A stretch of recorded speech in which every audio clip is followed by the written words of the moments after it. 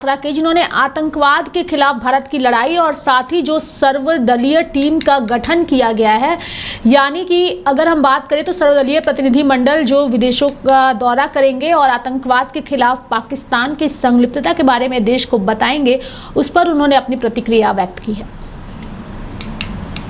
बात international platform पे रखेगा। हमारी डेलीगेशन जो कि माननीय सांसद श्री श्रीकांत शिंदे जी लीड कर रहे हैं, हम लोग यूएई जा रहे हैं, अबू धाबी, उसके बाद हम जा रहे हैं Congo, democratic Republic of Congo, फिर जा रहे हैं सियरा लियोन और फिर लाइबेरिया। लास्ट 3 राष्ट्र जो है अफ्रीका में है और हमारे चलने का है, मेरे पास जो इन्फॉर्मेशन है 21 तारीख रात को हमारा चलने का है और 22 से लेके 23-24 तक अबू धाबी का रहेगा। उसके बाद बाकी 3 अफ्रीकन कंट्रीज का रहेगा। शायद 3 या 4 तारीख तक हम लोग वापस आ जाएंगे जून में। 10-11 दिन का ये ट्रिप रहेगा और इस विजिट में आपने जैसे पूछा कि क्या मुद्दे रहेंगे, मुद्दा स्पष्ट है।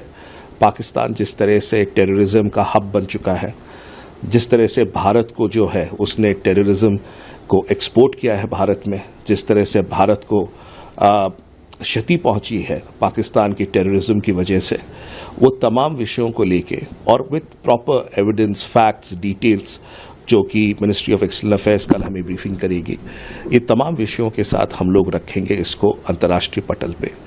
और कई मुद्दे हैं जिसकी वजह से ऑपरेशन सिंदूर करना पड़ा, उन सब विषयों को भी इन राष्ट्रों के पटल पे हम लोग रखेंगे। तो ये गवर्नमेंट ऑफ इंडिया की तरफ से लिया गया है, कैसे देख रहे हैं आप सरकार की इस भूमिका को? और 10 से 12 दिन का जो टेन्योर रहेगा वहां पर, आपको लगता है कि आप इंटरनेशनल प्लेटफॉर्म पर आप तमाम डेलीगेशन अपनी बात को रख पाएंगे? क्या 10 से 12 दिन ये काफी होंगे? देखिए, लगभग 2-2.25 दिन almost every location, every nation पे हम लोग जा रहे हैं। हर राष्ट्र पे करीब 2-2.25 दिन का हमारा समय रहता है। मुझे लगता है कि उतना समय पर्याप्त रहेगा एक राष्ट्र के जो लीडरशिप है, उनका जो नेतृत्व है, उनके पास अपने बात को रखने के लिए। और बहुत सारी क्लैरिटी कल आएगी जब मिनिस्ट्री ऑफ एक्सटर्नल अफेयर्स हमारे साथ ब्रीफिंग करेंगे, तो कौन से वो प्लेटफॉर्म्स होंगे उन राष्ट्रों में जहां पर हम लोग अपनी बात रखेंगे। और मुझे लगता है कि ये जो समय है ये पर्याप्त है और शायद पहली बार ऐसा हो रहा है कई सालों बाद, जबकि एक अंतर्राष्ट्रीय फोरम में पार्लियामेंट्री डेलीगेशंस जा रही हैं, करीब 40 से ज्यादा सांसद जा रहे हैं, एक्स डिप्लोमैट्स जा रहे हैं, काफी सारे सीनियर लीडर्स भी जा रहे हैं। तो मुझे लगता है कहीं ना कहीं ये एक बहुत पॉजिटिव मैसेज देगा और भारत का जो सॉफ्ट पावर है डिप्लोमेसी का, उसको भी कहीं ना कहीं प्रदर्शित करेगा और देश के लिए, और विशेषकर ऑपरेशन सिंदूर के बाद, ये एक बहुत अच्छा कदम है, ये मैं मानता हूँ। जब आप कहते हैं कि बहुत सालों के बाद ये एक अच्छा कदम है, ये अगर हम इसे डिफरेंशिएट करें कि कांग्रेस की सरकार में या बीती कई सरकारों ने भी ऐसी डेलीगेशन बाहर भेजे हैं, तो आप इस डेलीगेशन को कैसे उन तमाम पिछले डेलीगेशन से अलग मानते हैं? जब कांग्रेस की सरकार थी, जैसे आपने बताया, आपने उचित तरह से बताया कि कांग्रेस की सरकार के समय भी ऑल पार्टी डेलीगेशंस ऐसी गई थी। 2008 मुंबई अटैक्स के बाद हुआ था। तब में एक फर्क है, तब ऑपरेशन सिंदूर जैसा कोई मिलिट्री इंटरवेंशन नहीं हुआ था टेररिज्म हब्स के ऊपर। अब ऑपरेशन सिंदूर हुआ है। इसमें एक फर्क यह है कि हमारे पास आज एक न्यू नॉर्मल सेट किया गया है इस देश में, that an act of terror will be considered as a act of war. तो शायद ये जो संदेश है भारत का, ये पूरे विश्व में जाना चाहिए कि भारत जो है चुप नहीं बैठेगा। अगर हमारे ऊपर कोई भी टेररिज्म का अटैक होता है, कोई एक्ट ऑफ टेरर होता है, तो हम मजबूती के साथ उसका ईंट का जवाब पत्थर से देंगे। आई थिंक ऑपरेशन सिंदूर ने इसे स्पष्ट कर दिया है।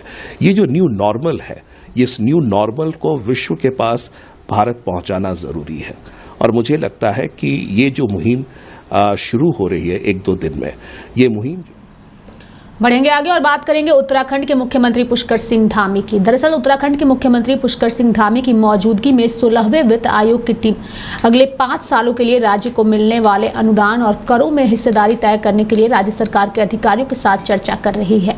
ये तस्वीरें हम आपको दिखा रहे हैं। इस वक्त उत्तराखंड के मुख्यमंत्री पुष्कर सिंह धामी जो है वो आपको नजर आ रहे हैं और उन्हीं की मौजूदगी में 16वें वित्त आयोग की टीम अगले 5 सालों के लिए राज्य को मिलने वाले अनुदान और करों में हिस्सेदारी तय करने के लिए राज्य सरकार के अधिकारियों के साथ चर्चा कर रही है। आयोग की टीम के सामने राज्य सरकार की ओर से एक प्रेजेंटेशन भी दिया गया जिसमें उन सारी चीजों की जानकारी दी गई। यानी कि पुष्कर सिंह धामी की मौजूदगी में ही 16वें वित्त आयोग की टीम ने अगले 5 सालों के लिए राज्य को मिलने वाले अनुदान और करों में हिस्सेदारी तय करने के लिए राज्य सरकार के अधिकारियों के साथ चर्चा की। साथ ही आयोग की टीम के सामने राज्य सरकार की ओर से एक प्रेजेंटेशन भी दिया गया।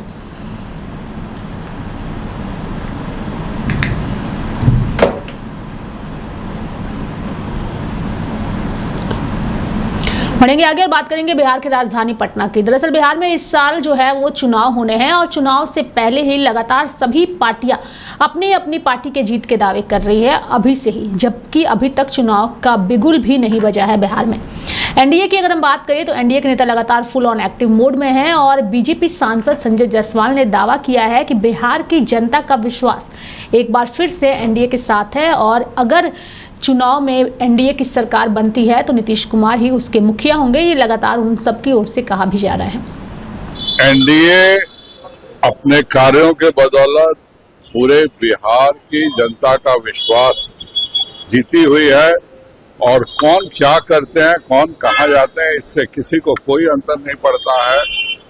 जिस प्रकार का विकास माननीय नीतीश कुमार जी के नेतृत्व में बिहार में हुआ है, जिस तरह से 7,000 रुपए महज बिहार के प्रति व्यक्ति की आय थी जो आज बढ़ करके 67,000 रुपए हो गई है। बिहार का विकास का बजट 20,000 से 2.5 लाख 3 लाख करोड़ आज पहुंच गया है। जनता को उसका अच्छे से ध्यान है और जनता बहुत शांति से एनडीए के सभी उम्मीदवारों को जिताने का काम करेगी। एनडीए अपने कार्यों के बदौलत पूरे बिहार की जनता का विश्वास जीती हुई है और कौन क्या करते हैं, कौन कहाँ जाते हैं, इससे किसी को कोई अंतर नहीं पड़ता है। आतंकवाद के खिलाफ भारत की निरंतर लड़ाई और ऑपरेशन सिंदूर को प्रदर्शित करने के लिए प्रमुख साझेदारी देशों का दौरा करने वाले सर्वदलीय प्रतिनिधि मंडल पर कांग्रेस के नेताओं की प्रतिक्रिया भी सामने आ रही है और उनकी ओर से कई सारी चीजें कही जा रही है। नहीं, फैमिली वेलफेयर, ये वेलफेयर क्या मतलब, शहजाद साहब को समझ में नहीं आता क्या कहते हैं भाई। कोई आदमी को लगता है कि डेलीगेशन नहीं जाना चाहिए, वो अपनी बात रखता है। कोई कहता है डेलीगेशन जाना चाहिए, क्या इसमें अलग अलग मत नहीं हो सकते हैं? ये मतलब थोड़ी है कि डेलीगेशन जाएंगे तो हम उनसे कहेंगे कि देश के खिलाफ बात करो। भारतीय जनता पार्टी की दिक्कत होगी कि किसी सवाल का वो जवाब देने की उनकी आदत ही नहीं रह गई है। ये निरर्थक बात है। अच्छा है, हम तो बार बार कह रहे हैं, कांग्रेस पार्टी ने भी कहा कि डेलीगेशन जाना चाहिए, अपनी बात वहां रखनी चाहिए। और मैंने तो कल ये भी आपसे कहा कि क्या उसके लक्ष्य होने चाहिए, वो कुछ निर्धारित करें, पाकिस्तान पर प्रेशर बनाएं, दुनिया को बताएं कि किस तरीके से ये आतंकी स्टेट हो गया है, एक फेल्ड स्टेट है, एक रोग स्टेट बन गया है। आप लोग उसकी मदद करते रहते हैं, उसको पैसा IMF से भेजते रहते हैं, उसको हथियार भेजते रहते हैं। अगर जब तक आप नहीं नकेल कसेंगे कैसे पाकिस्तान सुधरेगा? तो ये बात तो बाहर देशों के जाके हमको कहनी चाहिए। बढ़ेंगे आगे और बात करेंगे दिल्ली की, जहां शहदारा में एक इमारत के ग्राउंड फ्लोर पर ई रिक्शा चार्ज करते समय आग लगने के बाद 2 बच्चों समेत 6 लोगों को दम घुटने के कारण अस्पताल में भर्ती कराया गया। 30 वर्षीय सनी जो है वो 5 से 10% आग से झुलस गया है। साथ ही प्रथम दृष्टया आग लगने का कारण शॉर्ट सर्किट जो है वो बताया जा रहा है। सभी को आगे के इलाज के लिए GTB अस्पताल रेफर कर दिया गया है। यानी कि जैसे ये जानकारी लोगों को मिली, वहां पर अफरा तफरी का माहौल देखने को मिला। जानकारी के मुताबिक शॉर्ट सर्किट से ये आग लगी, लेकिन जिस वक्त ये आग लगी उस वक्त ई रिक्शा को जो है वो चार्ज किया जा रहा था। वहीं दम घुटने की वजह से 6 लोगों की गंभीर हालत में जो है वो इलाज कराई जा रही है।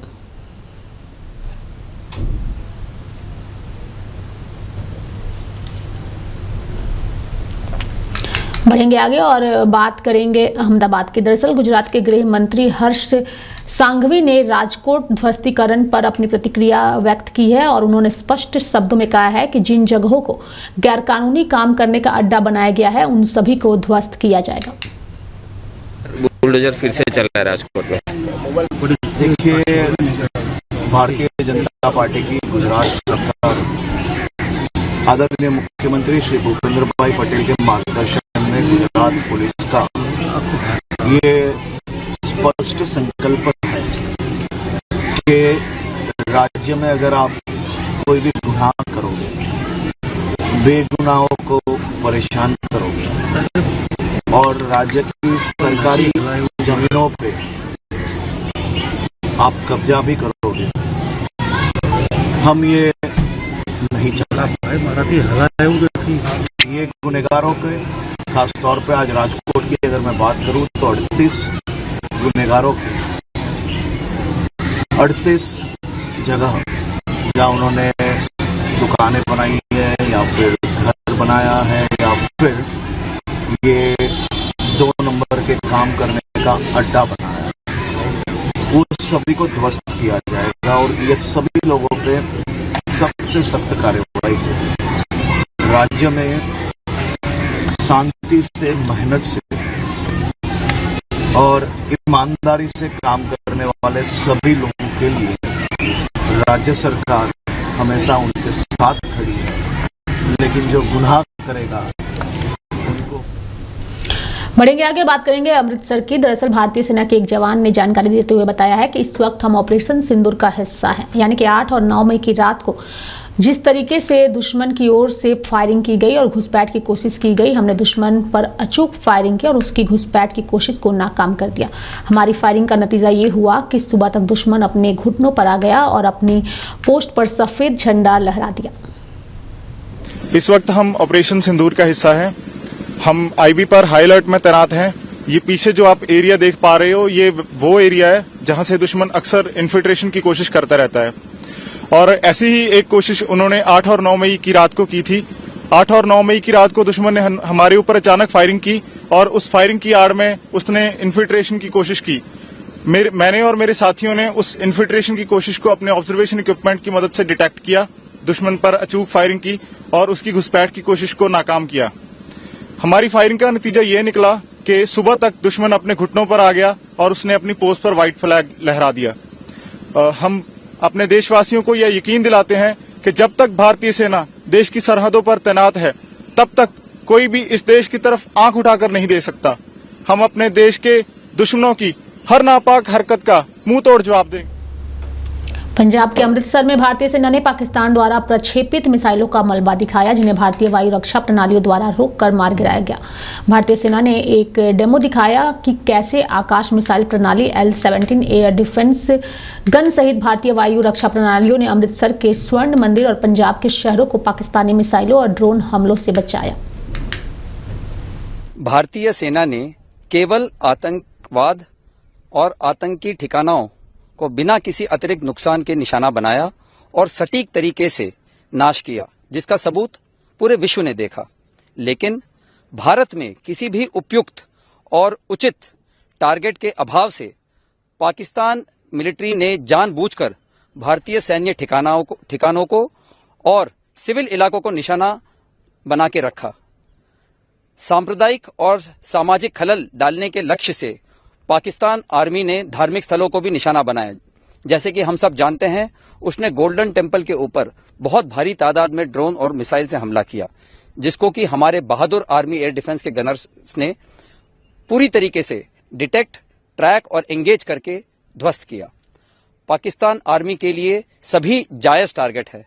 वो सिविलियन, बूढ़े, औरतें और मासूम बच्चों को भी क्षति पहुंचाने से नहीं कतराता। परंतु भारतीय सेना उसके नापाक मंसूबों को कभी सफल नहीं होने देगी।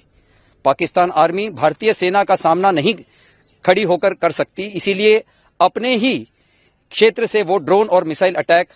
इस प्रश्न का उत्तर देने के लिए एक छोटी सी भूमिका अनिवार्य है।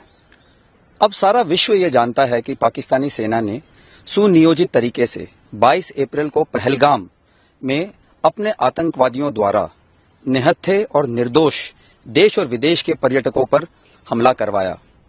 ये एक कायराना हमला था। इसमें 26 लोगों ने अपनी जानें गंवाई। इसके पश्चात पूरे देश के आक्रोश ने भारत के प्रबल नेतृत्व के अधीन ऑपरेशन सिंदूर का रूप लिया, जिसमें अचूक और सामयिक जानकारी से सशक्त भारतीय सेना ने पाक में पनप रहे अनेक आतंकी स्थलों को निशाना बनाने की योजना बनाई। इसमें से 9 ऐसे टेररिस्ट कैंप को चुना गया जिसके बारे में हमारी पूरी जानकारी थी। इन सबको बर्बाद करने के बाद टोटल इसमें से 9 टारगेटों में से 7 को भारतीय स्थल सेना ने नाश किया। ये हमारे लिए एक निर्णायक विजय है, क्योंकि चुने हुए सभी लक्ष्यों को हमने पूर्ण रूप से सिद्ध किया। हमने केवल आतंकवादी और आतंकी ठिकानों को नाश किया, इसके अतिरिक्त किसी को कोई भी नुकसान नहीं पहुंचाया। इससे पाक सेना ने भी खुले तौर पर स्वीकार किया है। हमले के तुरंत बाद भारत ने सार्वजनिक सूचना जारी की कि हमने केवल आतंकी ठिकानों का नाश किया और किसी भी पाकिस्तानी मिलिट्री के संस्थाओं को कोई नुकसान नहीं पहुंचाया और भारत के नीति और नैतिकता के अनुसार किसी भी सिविलियन को निशाना नहीं बनाया। इस हमले से पहले भारतीय सेना के surveillance, electronic warfare, early warning और एयर डिफेंस के सभी जरूरी उपकरण तैयार और तैनात थे। 7 मई की रात को हमने पुख्ता जानकारी मिली कि पाक किसी भी उचित और वैध टारगेट के न होने के कारण भारतीय सैन्य ठिकानों को और सिविल इलाकों को, खास तौर पर धार्मिक स्थलों को निशाना बनाएगा। इसमें अमृतसर में स्थित गोल्डन टेम्पल सबसे अहम था। हमें अतिरिक्त जानकारी ये भी मिली कि गोल्डन टेम्पल के ऊपर वो भारी तादाद में ड्रोन और मिसाइल से हमला करेगा। इसीलिए हमने तुरंत आधुनिक, अतिरिक्त एवं उपयुक्त एयर डिफेंस को उपलब्ध कराया और रणनीति के अनुसार गोल्डन टेम्पल को चारों ओर से एयर डिफेंस की सुरक्षा दी गई। 8 मई की सुबह को अंधेरे में पाक ने अनुमान अनुसार ड्रोन और मिसाइल के जरिए से सभी सैन्य एवं सिविल ठिकानों पे और खास तौर पे गोल्डन टेम्पल पे भारी तादाद से ड्रोन का हमला किया। क्योंकि हम इसके लिए तैयार थे, तो भारतीय सेना के आर्मी एयर डिफेंस के सतर्क और सशक्त योद्धाओं ने पाकिस्तान के नापाक इरादों को पूरी तरीके से ध्वस्त करते हुए ड्रोन और मिसाइल हमले को पूरी तरह से विफल कर दिया और हमने गोल्डन टेम्पल पे बढ़ेंगे आगे और बात करेंगे पश्चिम बंगाल की, जहां पर भाजपा नेता दिलीप घोष ने टीएमसी सरकार पर हमला बोला है और कहा है कि यह सरकार पूरी तरीके से अप्रसिद्ध हो चुकी है।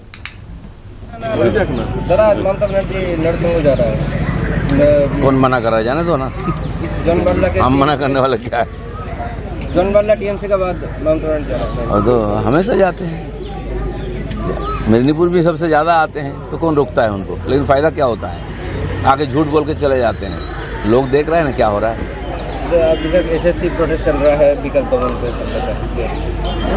ये सरकार अनपॉपुलर हो चुकी है, कोई निर्णय नहीं लेती है और शासन प्रशासन भी डूब रहा है, बाकी बंगाल भी डूब रहा है। लोग बचने का प्रयास कर रहे हैं, उनका खिलाफ बोल रहे हैं, तो लोगों को डराया जा रहा है, धमकाया जा रहा है, उन पर लाठी चार्ज किया जा रहा है। ऐसा नहीं करना। सरकार इससे और अनपॉपुलर हो रही है, जाने का समय आ गया उसका।